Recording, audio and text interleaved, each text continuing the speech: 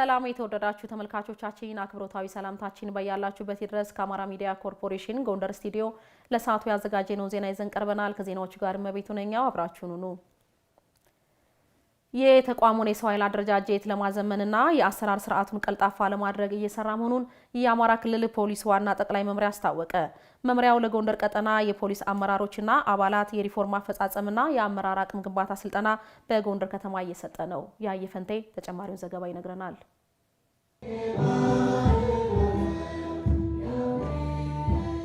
የአማራ ክልል ፖሊስ ዋና ጠቅላይ መምሪያ ለጎንደር ቀጠና ፖሊስ አመራሮችና አባላት የሪፎርም አፈጻጸምና የአመራር አቅም ግንባታ ክልላዊ ስልጠና በጎንደር ከተማ ማካሄድ ጀምሯል። በስልጠናው በጎንደር ቀጠና የሚገኙ የፖሊስ መምሪያ ኃላፊዎችና አባላት ተገኝተዋል። የአማራ ክልል ፖሊስ ዋና ጠቅላይ መምሪያ ምክትል ኮሚሽነርና የአስተዳደር ልማት ጠቅላይ መምሪያ አዛዥ ረዳት ኮሚሽነር አያልነ ተስፋዬ በክልሉ የተፈጠረው የጸጥታ ችግር የሪፎርም ለውጥ እንዲደረግ መነሻ መሆኑንም አስታውሰዋል። ተቋሙን ውጤታማ ለማድረግ እየተሰራ መሆኑንም ተናግረዋል። ተቋማችን የመነሳት ዘመን ብሎ ሪፎርም ማድረግ አለብን ብሎ እንደ ተቋም አስበን አቅደን የጋራ መግባባት ተደርጎ ይሄን ደግሞ የክልሉ መንግስትም በቁርጠኝነት በመውሰድና በመተማመን የጀመርነው ሪፎርም ነው።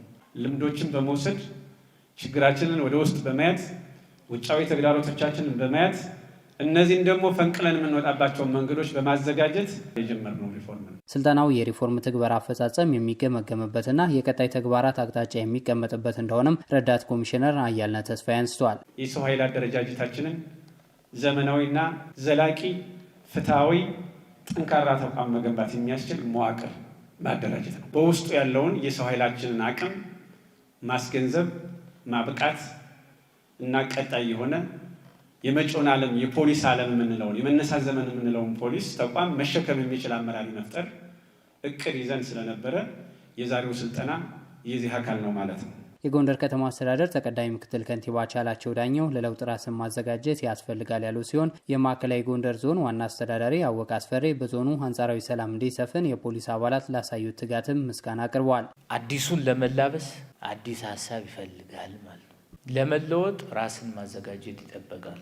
ዓለም እየተቀያየረ ካለበት የወንጀል ሁኔታ ተነስቶ ወንጀሎች ውስብስብ እያሉ ከሚወጡ አዋጆች፣ መመሪያዎች ጋር አብረው ተላብሰው ተመሳስለው የሚሄዱ ወንጀለኞች በበዙበት ዓለም የኛ አቅም ማደግና መጎልበት ከወንጀለኛ በላይ ሆኖ መገኘት ይጠበቅብናል ማለት። የፖሊስ ተቋሙ አሁን ለደረስንበት አንጻራዊ ሰላም ያበረከታችሁት አስተዋጽኦ እጅግ በጣም ከፍ ያለ ስለሆነ በጎንደርና በቀጠናው ስም ላቅ ያለ ምስጋና ማቅረብ ፈልጋለሁ።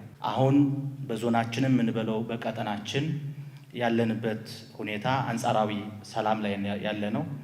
ይሄንን አንጻራዊ ሰላም ወደ ዘላቂ ሰላም መቀየር ከኛና ከናንተ ይጠበቃል ማለት ነው። የአካባቢያቸውን ሰላም ለማስጠበቅ በትኩረት እየሰሩ መሆኑን የስልጠናው ተሳታፊ የዞን ፖሊስ መምሪያ አዛዦች ተናግረዋል። ህዝቡ በሰላም ውሎ በሰላም እንዲገባ የማድረግ ስራ ሰፊ ስራ እየሰራን ነው ያለነው።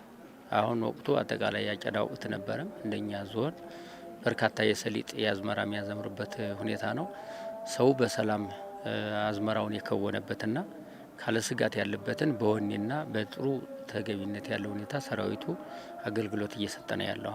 አሁን ወደ ተሻለ ቁመና ከሌሎች አጋር የጸጥታ መዋቅር ጋር በመቀናጀት ህዝቡ ጋር ህዝቡን ያሳተፈ ስራ በመስራት አሁን የተሻለ እንቅስቃሴ ነው ያለው። ራሱን ችሎ የፖሊስ ተቋማችን ወይም ደግሞ የአካባቢ ወረዳ የጸጥታ መዋቅራችን ህግ የሚያስከብርበት ህዝቡ ራሱ የወንጀል መከላከል ስራ ተሳታፊ ሆኖ ህይወቱን ንብረቱን የሚጠብቅበት ሁኔታ ነው ያለው። ስልጠናው አቅማቸውን የሚያጎለበቱበትና ለቀጣይ ስራቸው መነሳሳትን የሚፈጥር መሆኑንም የስልጠናው ተሳታፊ የፖሊስ አባላት ጠቅሰዋል። የተሻለ ግንዛቤ የምንይዝበት ጥሩ አቅም የምንፈጥርበት መንገድ ይሆናል ብዬ አስባለሁ። ብዙ ነገሮችን ሙሉ ያደርግልናል ብለን እናምናለን። የተሻለ ቁመና ይዞ ለቀጣይ ሙሉ የሆነ ስብዕና ኑሮት ህዝብ ለማገልገል ሙሉ ያደርግልናል ብለን እናምናለን። በዚህ ስልጠና እንግዲህ ጥሩ ግብአቶችን ጥሩ አቅሞችን የምናገኝበት ነው ብለን ነው የምንወስደው። ስልጠናው ለ6 ቀናት እንደሚሰጥም ተጠቅሷል።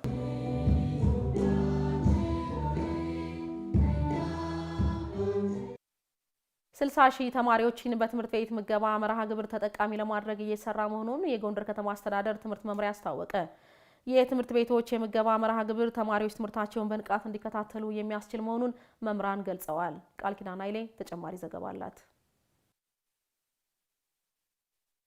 ህጻናትን ከትምህርት ገበታ ውጪ በማድረግ የማቋረጥ መጠንን ሊጨምሩ የሚችሉ የተለያዩ ምክንያቶች ይጠቀሳሉ። ከነዚህ መካከል ደግሞ በቂ ምግብ አለማግኘት አንዱ ምክንያት ሆኖም ይነሳል። በትምህርት ቤቶች የተጀመረው የምገባ መርሃ ግብር የተማሪዎችን የማቋረጥ ምጣኔ እየቀነሰ ይገኛል። በጎንደር ከተማ የተማሪዎች ምገባ መርሃ ግብር ካላቸው ትምህርት ቤቶች መካከል የቅዱስ ጊዮርጊስ አንደኛ ደረጃ ትምህርት ቤት አንዱ ነው። የትምህርት ቤቱ እርሰ መምህር ቢራራ አስማረ በግብረሰናይ ድርጅቶች አበርክቶ በትምህርት ቤቱ የሚማሩ ከ600 በላይ ተማሪዎችን የምገባ መርሃ ግብሩ ተጠቃሚ ማድረግ መቻሉን ያነሳሉ። ለ619 ወላጅ አልባና ለችግር ለተጋለጡ ህጻናት የቁርስና የምሳ የምገባ መርሃ ግብር አለን። ባለሙያ ተጠንቶ የተዘጋጀ የቁርስና የምሳ መርሃ ግብር ነው። የትምህርት ቤት ምገባው የተማሪዎችን ትምህርት ቤት ማቋረጥ መጠንን በከፍተኛ ሁኔታ የቀረፈልን ነው። ማቋረጥ መጠናችን 0.6 ነው። ምገባው መኖሩ ወደ ትምህርት ቤት እንዲመጡ ትምህርት ቤት ላይ እንዲቆዩ እንዲሁም ደግሞ ትምህርታቸውን እንዲከታተሉ ረድቷቸዋል። እስካሁን ድረስ ያላቸው ውጤት እጅግ በጣም ጥሩ የሚባል ነው። የትምህርት ቤት ምገባ መኖሩ ለትምህርታቸው ያለውን አበርክቶ ተማሪዎች እንዲህ ይገልጹታል። ሊዲያ ጥበብ እባላለሁ። ምገባ ጧት ቁርስና ምሳ ነው እና ደግሞ ይሄ የጠቀመንን ነገር ትምህርታችንን በአግባቡ በንቃት እንድንከታተል ይረዳናል። ሌላው ደግሞ ወላጆቻችን እንዳናስቸግር ይህን ጠቅሞናል። በትምህርቴ ጎበዝ እንደሆነ አድርጎኛል። በጣም ደስተኛ ነን እኛ ስለማር። እናመሰግናለን ይሄ ሁላ ስለሚያደርግልን ትምህርት ቤታችን። ስሜ ብሩክ አለም ይባላል። እኛ ትምህርታችን በአግባቡ እንድንከታተል ንቁ እንድንሆን ያደርግልናል እና የተሻለ ደረጃ ላይ ደግሞ እንድንደርስ አስተዋጽኦ አለው። ስሜ ረዴታ ማራ ይባላል። ትምህርት ቤት ገና እንደመጣን ከቤት ቁርስ በላን አልበላን ብለን የምንሰቀቅበት ትምህርት ቤት አይደለም። ገና እንደገባን ትምህርት ቤታችን ከመጀመራችን በፊት የምሳም ቁርስ እንበላበታለን። ቁርስም ምሳም ከሰኞ እስከ ዓርብ ሁልጊዜ አይቋረጥም። በትምህርት ቤቶች ተግባራዊ የሚደረገው የምገባ መርሃ ግብር ተማሪዎች በመማር ማስተማር ሂደት ውስጥ ንቁ ተሳትፎ እንዲኖራቸው የሚያግዝ ነው ሲሉ መምህራን አብራርተዋል። መምህር ታዜ ማራ ይባላል። ተመጣጣነ ምግብ ነው የሚቀርብላቸው። ልጆቹ ይህንን ሲያገኙ ንቁ ተሳትፎ አላቸው። ወደ ትምህርት ቤቱም ራሱ ሲመጡ ደስተኛ ሆኑ። ምክንያቱም አንድ ላይ መመገብ ስንመገብ ምግቡን ብቻ አይደለም አንድ ላይ መመገባቸው ሶሻላይዝም እንዲሆን ያደርጋቸዋል። መልካሙ ጌታቸው እባላለሁ። የምገባ ስርዓት መኖሩ ልጆቹ ትምህርታቸውን ኢፌክቲቭሊ እንዲከታተሉ ከማድረጉ በተጨማሪ ቤት ሄጄ ምንድነው የምመገበው የሚለውን ሀሳብ አያስቡም። ስለዚህ ይሄ ምገባ መኖሩ ተማሪዎችን በአካል በአእምሮ በስነ ልቦና የተሻለ አስተሳሰብ እንዲኖራቸው ያደርጋቸዋል ማለት ነው።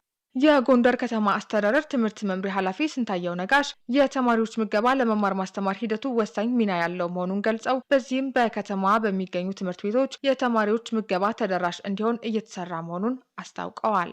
ቀደም ሲል የምገባ ንቅናቄ መድረኮችን አካሂደናል። ክፍለ ከተማ በዋናነት ተግባሩን ይዞ ትምህርት ቤት ላይ እንዲከናወን እቅድና ከክፍለ ከተማዎች ጋር ደግሞ የማግቢያ ሰነድ የተፈራረምንበት ወደ ስራ የገባንበት ሁኔታ አለ። እንደ ከተማ አስተዳደርም ደግሞ በምክር ቤት ደረጃ 40,000 ህጻናትን ለመመገብ ውሳኔ የተደረሰበት ትልቅ የከፍተኛ አመራሩን ትኩረት የተሰጠው መርሃ ግብር ነው።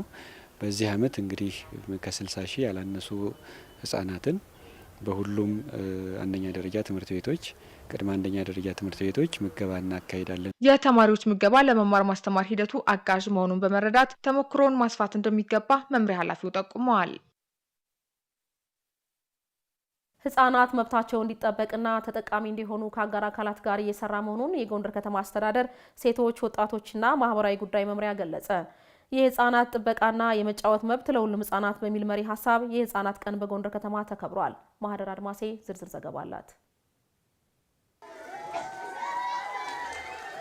ህጻናት ያለመገደድ በአካላቸው ከጭካኔና ኢሰባዊ ከሆነ ድርጊቶች ነጻ የመሆን መብቶች አሏቸው። በዓለም ላይ ለ36ኛ ጊዜ በሀገራችን ደግሞ ለ20ኛ ጊዜ የህጻናት ጥበቃና የመጫወት መብት ለሁሉም ህጻናት በሚል ሀሳብ በጎንደር ከተማ በዓሉ ተከብሯል። የበዓሉ መከበር ህጻናት መብታቸው እንዲጠበቅና ተጠቃሚ እንዲሆኑ በህጻናት ዙሪያ የሚሰሩ ስራዎች ለማጠናከር እንደሚያግዝ የጎንደር ከተማ አስተዳደር ሴቶች ወጣቶችና ማህበራዊ ጉዳይ መምሪያ ተወካይ ኃላፊና የህጻናት መብት ደህንነት ቡድን መሪ ትዕግስት ገዳሙ ጠቅሰዋል። ህጻናት መብታቸው እንዲጠበቅ ከአጋር አካላት ጋር በተደራጀና በተቀናጀ መንገድ እየሰራ ነው። በ2017 26 ህጻናትን ጉድፍቻ ሰጠናል። በዚህ ሩብ ዓመት ደግሞ እስከ መስከረም 17 12 ህጻናት ሰጠናል ለጉድፍቻ ማለት ነው። በየዓመቱ የተለያዩ ረጅ ድርጅቶችን በማፈላለግ በተቋማችን ከትምህርት ጋር በጋራ በመሆን ትምህርታቸውን እንዲማሩ እናደርጋለን።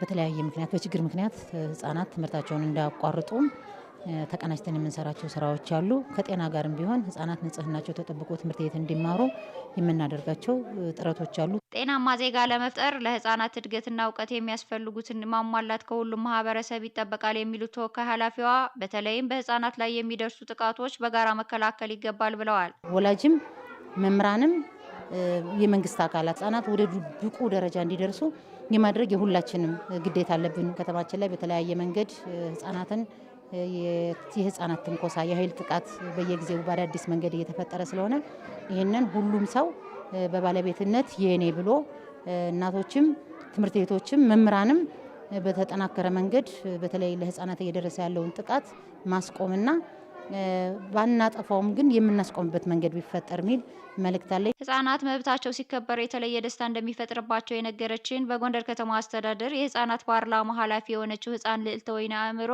አሁን ላይ በህጻናት ላይ የሚደርሱ የጉልበት ብዝበዛዎች እየተበራከተ መምጣቱን ጠቅሳለች። በመሆኑም ለህጻናት ጥበቃ ሁሉም ኃላፊነቱን በመወጣት ከጎናችን ይሁን ስትል መልእክቷን አስተላልፋለች። ዛሬ የህጻናት ቀን መከበሩ ለተለያዩ ህጻናት ደስታን ይፈጥራል። የህጻናት መብት በማክበር የነሱ መብታቸውን ስናከብርላቸው ለነሱ የተለየ ደስታ ይፈጥርላቸዋል። በዝቅተኛ አካባቢ ላይ ትንሽ የውሃ እጥረት አለ። ያንን ውሃ ደግሞ ወላጆቻቸው በሚቸገሩበት ጊዜ ልጆቻቸው ነው የሚሸከሙት ያንን ውሃ። ሌላም ስራ ካለ ደግሞ የጉልበት ብዝበዛ ይካሄድባቸዋል ማለት ነው። ይሄ ደግሞ የሚቆመው መሟላት ያለባቸው ነገሮች ሲሟሉልን ነው ማለት ነው።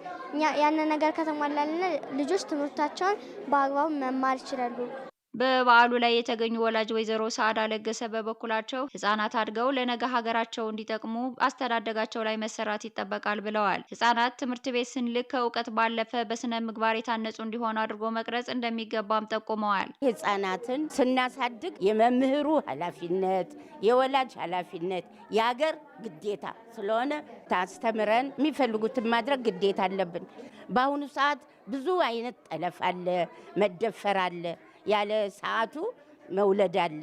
መጠበቅ ልጆቻችን የኛ ኃላፊነት ነው። በየሰዓቱ ልጆቻችን መከታተል፣ እንዴት እንደሆን ማስተማር። በመድረኩም ህጻናት በጉድፍቻ የሚያሳድጉ ወላጆች የልጆች ርክክብ፣ የጥያቄና መልስ ውድድር፣ ዝቅተኛ ገቢ ላላቸው ወላጆች ለምግብ ፍጆታነት የሚውል ቁሳቁስ ድጋፍ ተደርጓል። እንዲሁም ግጥምና ስነ ጽሁፍ ቀርቦ ህጻናት፣ ወላጆችና ድጋፍ ያደረጉ ተቋማት እና ጥሪ የተደረገላቸው አካላት በተገኙበት ዕለቱ ተከብሯል።